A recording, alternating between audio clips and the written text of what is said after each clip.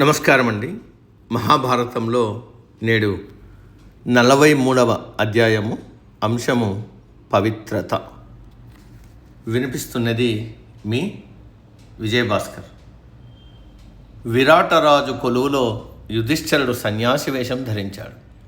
అర్జునుడు నపుంసకుని రూపం దాల్చాడు. మిగిలిన వారు కూడా వారి వారి వేషాలు ధరించారు.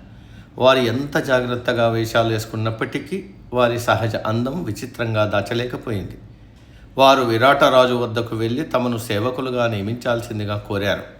వారి రూపాలను చూసి మీరు పరిపాలన చేసేవారిలా ఉన్నారు కానీ సేవకులుగా ఉంటారని అనుకోలేదు. కానీ వారు తమకు ఉద్యోగాలు ఇవ్వాలని రాజును మిక్కిలి వేడుకున్నారు. దీనితో రాజు వారు కోరిన పనుల్లో సేవకులుగా నియమించాడు. యుధిష్ఠిరుడు విరాటరాజుకు అనుచరుడై ఆయనతో పాచికలాడుతున్నాడు. భీముడు పాకశాల అధిపతి అయ్యాడు. విరటుని ఆస్థానానికి వచ్చిన గొప్ప మల్ల వీరులతో కుస్తీపడి క్రూర మృగాలను సాధించి రాజుకు ఆనందం కలిగిస్తున్నాడు. అర్జునుడు బృహన్నలనే పేరుతో రాజకుమార్తె ఉత్తరకు ఇతర రాజస్త్రీలకు ఆటపాటలు వీణాది పరికరాల సహాయంతో నేర్పుతున్నాడు. నకులుడు అశ్వశాలాధిపతి అయ్యాడు. సహదేవుడు రాజు సంపదకు అధిపతి అయ్యాడు. రాజకుమార్తె అయిన ద్రౌపది సైరంధ్రి పేరుతో విరటుని రాణి సుధీష్ణకు దాసి అయింది. ఆమె అంతఃపురంలోనే ఉండి దాసి మాదిరిగా రాణికి అనుచరులుగా ఉన్నది. సుధీష్ణ సోదరుడైన కీచకుడు విరటుని సైన్యాధిపతి. కీచకుడి బలం, ప్రతిభ పైనే విరటుని రాజ్యాధికారం, గౌరవం ఆధారపడి ఉన్నాయి. అతనిదే సర్వాధికారం. వృద్ధ విరటుడు నామమాత్రపు రాజు గాని మత్స్యరాజ్యమంతా కీచకుడే నడుపుతున్నాడని ప్రజలు అనేవారు. కీచకుడు తన బల ప్రతాపాలను చూసుకొని విరటునిపై తన ప్రభావాన్ని తలుచుకొని గర్వించేవాడు. కీచకుడు సైరంధ్రి రూప లావణ్యం చూసి మోహించి ఆమెను పొందాలనే దురాలోచన కలిగి ఉన్నాడు. ఆమె ఒక దాసి అని, దాసీలకు కూడా ఎదురు తిరిగే సమర్థత ఉంటుందని తలవక తన బలపరాక్రమాలను, అందాన్ని చూసి ఆమె తప్పక తనను ప్రేమించగలదని నిశ్చయంగా నమ్మాడు. వీలు కుదిరినప్పుడల్లా ఆమెతో సరసాలాడటానికి ప్రయత్నించేవాడు. కానీ అవన్నీ ఆమెకు కష్టంగా తోస్తున్నాయి. కీచకుడి మోహ విషయంతో రాణితో కానీ ఇతరులతో కానీ చెప్పడానికి ఆమె సిగ్గుగా ఉంది. కానీ అన్యాపదేశంగా తన భర్తలు గంధర్వులని, తన పట్ల నీచంగా అమర్యాదకరంగా ప్రవర్తిస్తే అలాంటి క్రూరులను చంపుతారని కీచకుడుకు తెలియజేస్తూనే ఉంది. ఆమె పవిత్ర నడవడిక, తేజస్సును చూసి ఆమె చెప్పే గంధర్వ భర్తల అంశం నిజమని అందరూ భావించారు. కానీ అంత సులువుగా భయపడి ఆమెను విడిచేవాడు కాదు. అతడు ఆమెను బలాత్కరించేందుకు ప్రయత్నించాడు. సైరంధ్రి ఈ సంగతి రాణి సుధీష్ణకు చెప్పి ఆమె శరణు కోరింది. కీచకుడికి తన సోదరి సుధీష్ణ వద్ద ఎక్కువ చనువు, అధికారం ఉన్నాయి. సైరంధ్రి మోహం తట్టుకోలేకపోతున్నానని, ఆమెపై మిక్కిలి మరులుగొని ఉన్నానని, ఎలాగైనా ఆమె పొందు తనను కలిగేటట్లుగా చెయ్యాలని సుధీష్ణను కీచకుడు వేడుకున్నాడు. ఈ మోహం నన్ను చాలా చికాకు పెడుతున్నది. సైరంధ్రిని చూసిన దగ్గర నుంచి నాకు నిద్ర, విశ్రాంతి లేనే లేవు. ఎలాగైనా నీవు ఆమెను నన్ను ప్రేమించేలా చేయకపోతే నేను చచ్చిపోతానని కీచకుడు సోదరుని బెదిరించాడు. సైరంధ్రి కీచకుడి దుర్నీతిని మనపడానికి చాలా ప్రయత్నించింది. కానీ కీచకుడు వినలేదు. సుధీష్ణ ససేమిరా ఒప్పుకోలేదు. సుధీష్ణ కీచకుడు సైరంధ్రిని ఒక దురవస్థలో తేయడానికి ఒక పన్నాగం పన్నాడు. ఒకనాటి రాత్రి కీచకుడు ఇంటిలో మధుర పదార్థాలను, మత్తును కలగజేసే పానీయాలను తయారు చేసి విందు చేశారు.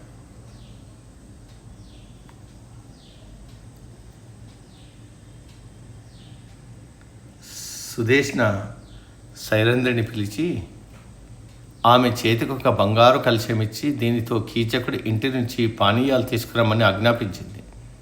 తనపై మిక్కిలి మోహావేశంతో ఉన్న కీచకుడి ఇంటికి వెళ్ళడానికి సైరంధ్రి ఆ రాత్రి సమయంలో ఇష్టపడలేదు. ఇతరులను ఎవరినైనా పంపమని రాణిని కోరింది. కానీ సుధీష్ణ ఆమె మాటలు వినలేదు. సుధీష్ణ కోపంతో నీ వెళ్ళి తీరాలి, ఇతరులను నేను పంపను అంది. సైరంధ్రి ఇక రాణి ఆజ్ఞ పాటించాలి. సైరంధ్రి కీచకుడి ఇంటికి వెళ్ళేసరికి ఆ దుర్మార్గుడు తాగి మైమరిచి తనను బతిమలాడుతూ తన ఒడిలోకి రమ్మని నిర్బంధం చేయసాగాడు. అతడి మాటలు లక్ష్యపెట్టక సైరంధ్రి, గొప్ప రాజవంశాన పుట్టిన నీవు నీచపు పుట్టుక వాడి మాదిరి వాంఛిస్తున్నావేమిటి? ఇలాంటి దుర్మార్గం నీవు ఎందుకు అడిగడుతున్నావు? నేను వివాహితను, నీవు చేస్తావు. నన్ను రక్షించడానికి గంధర్వులు వచ్చి నిన్ను చంపేస్తారు అన్నది సైరంధ్రి వేషంలో ఉన్న ద్రౌపది. కీచకుడు సైరంధ్రి చేయి పట్టుకున్నాడు. సైరంధ్రి తన చేతిలోని పాత్రను అక్కడే పడేసి అతడి పట్టు నుంచి విడిపించుకుని బిగ్గరగా ఏడుస్తూ విరటుని కొలువుకూటానికి పరిగెత్తుకొచ్చింది. ఆమెను వెంబడిస్తూ కీచకుడు కూడా పిచ్చెత్తిన వాడిలా పరిగెత్తుకొచ్చాడు. తాను తాగిన మత్తు పానీయాల వల్లగాక రాజుపై తనకున్న అధికార గర్వంతోనూ సైరంధ్రిని తిడుతూ సభలోనే చేయి చేసుకున్నాడు. అక్కడ ఉన్న ప్రతివారు అసాధారణ సేనా నాయకుడైన కీచకుడికి అడ్డుపడే సాహసం చేయలేకపోయారు. తనకు జరిగిన అవమాన సమయంలో ఆ సహాయం చేసేవారెవ్వరూ లేరని సైరంధ్రి తన కోపాన్ని, విచారాన్ని వ్యక్తం చేసింది. తనకొచ్చిన ఈ పరిస్థితి వల్ల పాండవుల అజ్ఞాతవాస చర్యకు భంగకరమని కూడా ఆమె ఆలోచించలేకపోయింది. ద్రౌపది ఆ రాత్రి భీముడి వద్దకు వెళ్ళి లేపింది. తనపై కీచకుడు అఘాయిత్యానికి ప్రయత్నించి తర్వాత సభలో తనను తిట్టి ఎలా కొట్టింది ఏడుస్తూ భీముడికి వివరించి చెప్పింది. నేనిక భరించలేను, తక్షణమే నీవు ఆ నీచుణ్ణి చంపు. మీకోసం మీ ప్రతిజ్ఞ నిలవడానికి నీచపు సైరంధ్రి వృత్తి చేస్తున్నాను. విరటనుకి చందనం కూడా తయారు చేస్తున్నాను. ఇవేవీ నేను లక్ష్య పెట్టలేదు. ఇప్పటి వరకు మిమ్మల్ని గౌరవనీయులైన కుంతిని తప్ప ఇతరులను సేవించలేదు. కానీ ఇప్పుడు ఈ నీచులకు ఏ క్షణమైనా నన్ను అవమానపరచగలరనే భయంతో కుంగుతూ సేవ చేయాల్సి వచ్చింది. కష్టమైన పనులు నేను చేయలేనని కాదు, ఇవిగో నా చేతులు చూడు అంది. కష్టమైన పనులు చేయడం వల్ల కాయలు కాసి బీటల వారి ఉన్న తన చేతులను భీముడికి చూపింది. భీముడు ఆ చేతులను గౌరవపూర్వకంగా తన ముఖానికి, కళ్ళకు అద్దుకున్నాడు. భీముడు కూడా విచారం, కనికరం, ప్రేమ వీటి కలయికతో మాట్లాడలేక ఆమె కంటి బాష్పాలను తుడిచాడు. చివరికి ద్రౌపదితో యుధిష్ఠిరుడి వాగ్దానాన్ని కానీ అర్జునుడి సలహాను కానీ నేను లక్ష్య పెట్టను.